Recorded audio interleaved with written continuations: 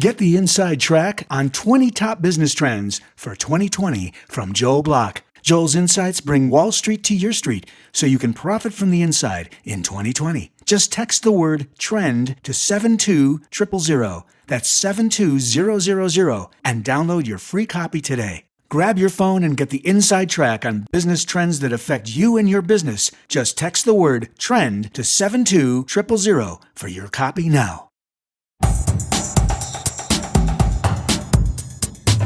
This is Profit from the Inside with Joel Block. Insights to give your business the inside track. And now, here's your host, Joel Block.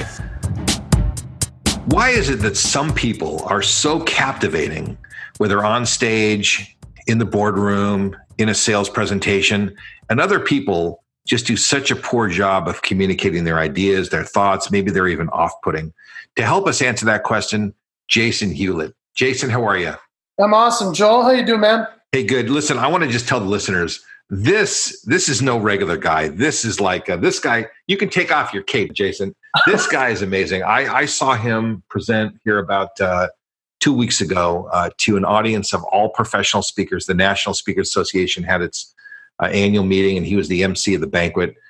And he just did stuff that was just unbelievable. And that's why I just think that we have so much to learn. Jason, tell us what you did that evening. What was your assignment, and what did you do? Well, my assignment was to be the master of ceremonies of the CPAE Hall of Fame banquet, which is really an intimidating, frightening event, if you will, because of the fact that all these amazing Hall of Fame speakers are in your audience. They've seen everything. They think they can do everything, and they're with their spouses or their guests. And so really nothing surprises them, nothing shocks them. They've been there, done that. And so as the MC, I thought, this is my only time ever that I'll be asked to do it, I bet. Let's do something that will wow them that they've never seen. So I decided about 3 months prior, with a 3-month beard already on my face, I thought, what if I spend another 3 months growing this out to ridiculous portion that when I get on stage, people will say, oh my gosh, is that even him? He looks ridiculous. And then I did a song called The Piano Man, and we changed the words up. The show producer's name is Bill Stainton. He's a Hall of Fame speaker and a 29-time Emmy-winning producer. And we came up with a parody for The Piano Man that fit to the night of CPAE Hall of Fame, and everyone cheered and loved it. My big bushy beard poking through my harmonica as I played the piano. Let me just stop you for a second, because I have to say, we were sitting at a table the day before the banquet, and it was nothing. There was nothing short of a facial forest. That thing, it was the biggest beard. I was ready to do a little bit of grooming right on the spot. I was going to grab that thing and just start chopping away at it. It was unbelievable. I mean, so at that time, I thought I thought it was like a religious thing. I thought that maybe you were kind of going through some kind of a transformation spiritually, and you were living in the mountains with goats, or I don't know. I didn't know what was happening, but all right. So continue your story. So you start by doing this piano parody, which was really fun. It was really great. And then you come on stage and everybody's just like freaked out by your beard because it was just so out of control. Yeah, so I bushed the beard out as much as possible with product, with combs and brushes. And people have been complaining about it all week, saying, why do you have such a crazy beard? And I'd say, well, I just wrote my book up in the mountains of Utah, and I'm growing this out and whatever. And what they didn't realize is that was the main part of the whole evening, was almost an in-your-face to the concept that us as speakers, or any professional really, that thinks, things that we create that are really just kind of a facade, it really doesn't matter as long as what's underneath is still there. It's all the same. And so I shaved the beard in front of everyone in order to present my Elton John musical impression by saying, I can't do the Elton John impression justice with this thing in my way. And what is my level of commitment? What is my promise to you as an audience, as my client? And they've requested I do this one Elton John bit. So I then proceeded to shave the beard in front of everyone, shrieking, laughing their heads off. and then throwing out these ideas that other speakers do the same, that there are many heroes out there, but I'm not the hero, I'm just a hero, and it was just really a parody of customization. It was a parody of what it is that we think we're so important to be able to have or do to present to our audiences, and how we can get rid of anything as long as we still keep our promise to our audience. The crowd went nuts, man. It was fun. And then did the Elton John, and awesome. What I took away from that, which I think is so much bigger than the speaker business. I mean, I think for speakers, you said, let's raise the bar and let's make new promises and let's go to new heights and let's do incredible things that clients aren't expecting. But that applies in my mind to every business, every industry, every position inside of a company. Everybody can take their job to another level if they want to. And, I've seen you before, and you just make a habit of pressing the pedal to the metal, going to the next level, raising the bar. And one of the things that I'd like to talk about is there something that you think about? Like if you're a sales manager, how do you go to the next level? If you're a CEO of a company and you're presenting in a boardroom, how do you take it to the next level? What does the next level look like? And how do you even examine that situation? I mean, do you have any thoughts on that? Yeah, I mean, I really think between the idea of we're on stage at all times, we're all presenters, and so we have to think of it in the sense of being a legendary performer. Why do we like certain performers more than those one-offs or those one-hit wonders? Why do they stick around? And it's the main reason is their signature moves. It's what makes them stand out in this world compared to everyone else. And so, I could tell you all kinds of ideas that I would do if I'm going into a boardroom. I mean, I'm thinking of it as a performer, and I make sure that I know my material left and right. I'm practicing. I'm nonstop, pedal to the metal, like you say. Whether it's a piano piece or if it's just the scripting, I've got it down pat, because once you get on that stage, it's too late. You're going to go into autopilot. And so if you're going into a boardroom, into a meeting, you can have some notes, but you just got to go. And you have to turn that light on. You have to be captivating. How do you be captivating? I think you have to find within yourself your own signature voice and your ability to create. Right? Let's talk about that for a second, because you said signature move. So let's say Elton John. So you did this Elton John parody thing or whatever you did, this lookalike thing. What are Elton John's? What's his signature move? Does he even know what the move is? I mean, does everybody know what their signature move is and they do it on purpose, or is it just something that gets attached to them? Describe that a little more. Good question. So Elton John, his original signature move was his ability to write melodies that were catchy. He wasn't even a good songwriter as far as lyrics. And yet he combined it with a friend named Bernie Taupin to create great music. And then eventually his signature moves to the audience went from love song singer like Your Song, which is what he showcased to the world at the Troubadour in LA back in the 70s, to all of a sudden becoming the dude that put the cool big glasses on and the big outfits on. He became known for the props that he used. Right, the very flamboyant stuff. Yeah. And so at some point he got sick of that signature move and being known for it. So then what did he do? He decided to strip down a little bit, became more of who he was. He had to have plugs in his hair. He had to kind of embrace what was happening to his body. And even his voice went out. He had vocal surgery. His voice went from, my gift is my song and this one's for you, all of a sudden down to like, goodbye, Norma Jean, though I never knew you at all. And so he had to embrace what the transition was in his life. And those all have been parts of his signature move. We don't have just one. So signature move, like when I heard it, I was thinking like it's the way you tip your head or the way you flip your hand. So it's not just a physical thing. A signature move can be anything that somebody recognizes about you. Is that what you're saying? Totally, yeah. And what is yours? Do you have one? Well, I mean, I do my faces and my voices and all the things that make me unique, and that your listeners. And by the way, the audience can't see this, but this guy's got like this Jim Carrey elasticity about his face. his mouth opens like wider, like a lion. His tongue comes out like a one of those anteaters. Yeah. And he just has the ability. You must be fun dad to be for your kids because you make these funny faces. Well, obviously, I have a lot of things that make me who I am, but the signature move is the fact that I come in, I make you laugh, whether it's with the voices and the singing or the faces and so forth.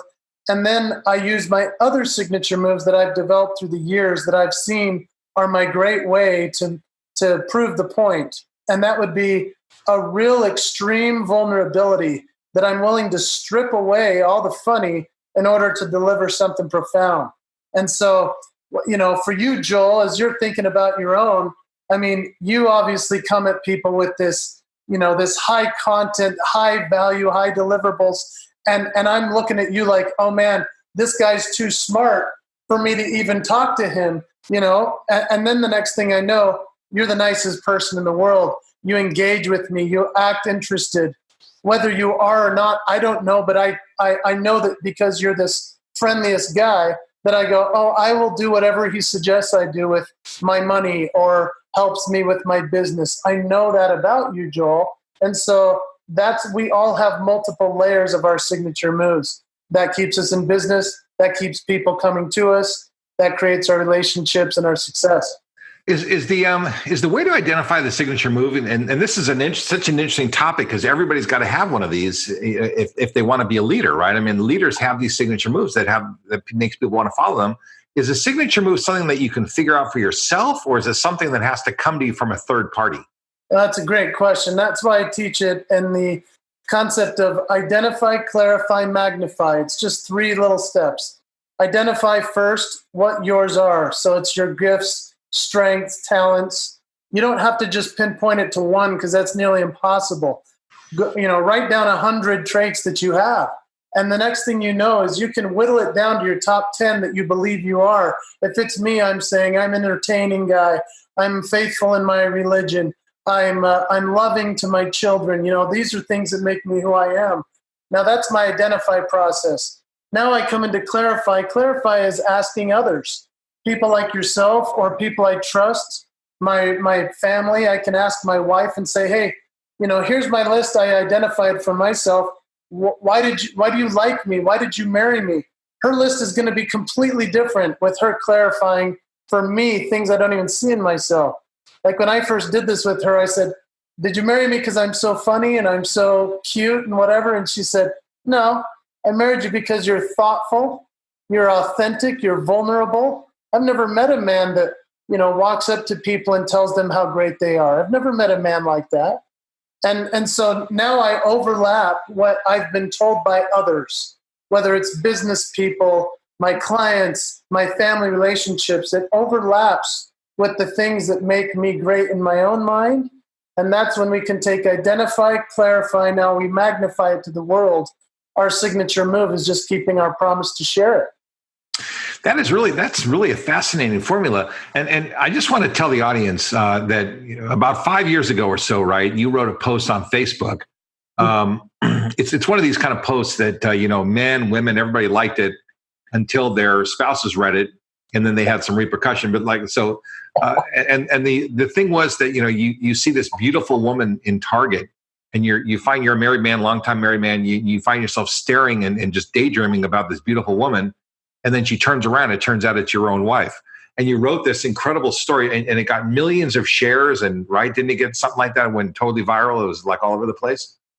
Yeah, it's been estimated around 100 million views. Yeah. It was the top story on Today's Show. We were on The View, just all kinds of crazy stuff around the whole world. That just came from the heart, right? That was just you writing a story. You could never plan that sort of thing. But and that was a great story, and everybody loved you until spouses started saying, "Why can't you be more like this guy, Jason?" Then they don't like you anymore. I was the most envied man in the world by women, and at the same time, the husbands were like, "Jump in a lake, pal."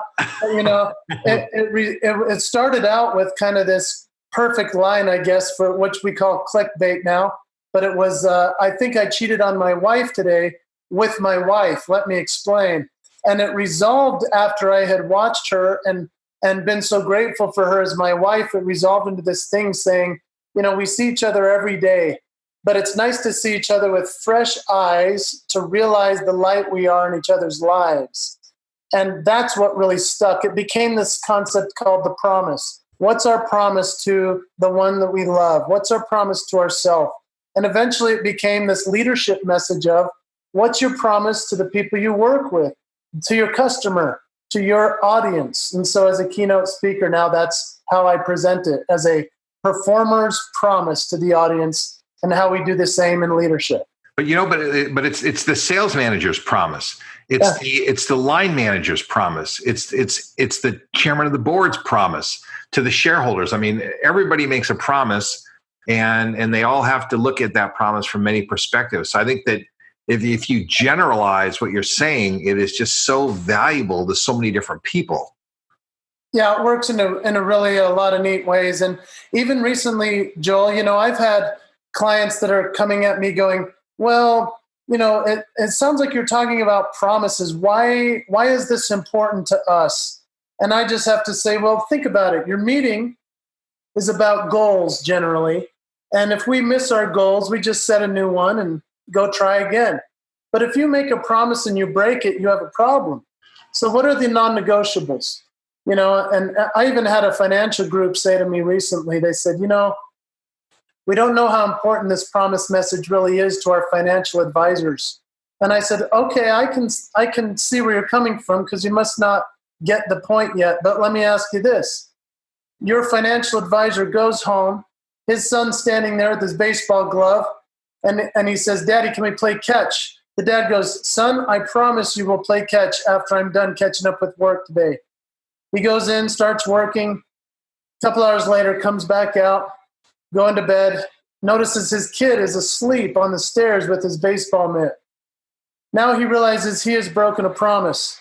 Do you want financial advisors breaking promises at home and breaking promises to those that they serve? No. So let's talk about those promises and how we can make sure that we keep them. And then they bring me in. It's funny if I can help it that way. I heard a really extreme one that the difference between promise and goal, very much like what you're saying. Couples being married, they're on the altar, they're being married, and the guy says, "It's my goal to be faithful." Right. Is it a goal or is it a promise? And that really, when you start thinking about children, spouse, when you personalize this sort of stuff, it really does help us understand better what we need to be doing for our clients. Yeah, totally. And, and where you started asking with, how would somebody in a boardroom make this type of presentation, and how can we really sell it, if you will? The point is just that you have to know your audience. You have to know them, whether it's the people that you've worked with already, their own families, their personal likes. And I get a phone call from a client. As I'm on the phone, I'm looking them up on LinkedIn right away. I'm digging in. I'm getting to know my audience, because I don't want to be singing a Louis Armstrong 1950s song to a millennial who doesn't know who he is. And so when we're in that boardroom, do we know who we're talking to? Are we throwing in something brand new, or are we just coming in with that one thing already been discussed that we can really land and captivate that group with our ability to deliver the promise in our signature move kind of way, So what we're really talking about, we talk about the inside track and really how companies benefit from that or profit from the inside. And, what we're really talking about is the inside track of how you make a promise, and why promises are better than goals. That's a really significant one. And how you get people to follow you, and how, your signature move, that there's something that they know about you that causes them to want to follow you and want to provide you with the kind of respect that's going to help you be successful. I mean, these are all really significant things. And the last thing is really, I know for you that you just have this incredible commitment to constantly raising the bar, constantly challenging yourself to new crazy ideas, like growing the beard or whatever it is that you do. But, just constantly saying, how can we do better? Are there questions that you ask yourself, like, what else can I do? How can I do better? Like, what's your thought pattern around going the extra mile and really kind of raising the bar? Yeah, I would say that for me, it's a constant desperation to live my true identity, which is I am an artist. And so an artist is constantly pushing. If you look at Picasso's career, he went through all these different stylings, and people didn't like the different variations that he was in at times. At other times they loved it. But he went through all these different periods in his life to continually push to another level. Even Da Vinci himself, when he was in his latest book, Walter Isaacson, he says, Da Vinci listed painter as like his number 19th thing that he did, because he was trying to sell everyone that he was a military strategist, and that he was coming to a new city to develop these ideas and inventions and safety and defense and so forth. And so I think as we constantly push to getting to that next level, my question is always, out of desperation, how do I win this client to the point that they go, he's so over-delivered. I mean, who do we have after him? We have to have him back. That's the only answer they have. And so that drives me to say, how do I continually recreate, re-deliver, whether that means growing the follicles on my face in order to, to show that there is something else coming at them. And yeah, man, the constant push is what's exciting for me. I never get on stage and just do that thing that I've always done. I'm always doing it in a new way, and that's what's fun, As I keep thinking about this signature move, and and pushing the envelope is like part of your signature move, right? But it's your brand.